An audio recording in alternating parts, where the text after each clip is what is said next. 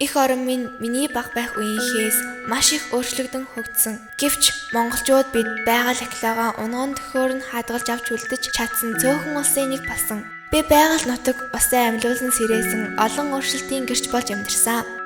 Өөр амьсгалын өөрчлөлтөөс болж Монгол орны цаг агаар эрс дулаарсан үе бий. 2007 онд үүнийг бид хоёр хэмээр бууруулж агаар мандлаас амьдралын эрч цацарч ихсэн саяхан. Монголын газар нутаг цөлжилтөөс ангижирч хөрс шороондоо өвөө сургамал соёолн дэлгэрч эхэлсэн. 2045 онд ой шугууд маань урган нахиасаар ширгсэн гол горх иргэн ирснийг бид тод санаж байна.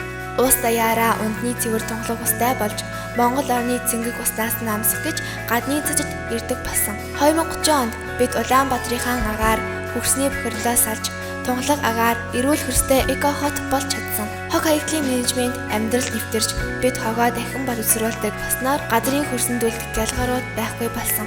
Энэ бүхэн 2018 онд эхлүүлсэн байгаль орчноо хамгаалах ногоон пассворд аяны үр дүн билээ. Энэ цаг үеэс бид хандлага өөрчилж чадсан юм. Айгуул орчин аялал жуулчлалын яам. Ногоон пассворд аян.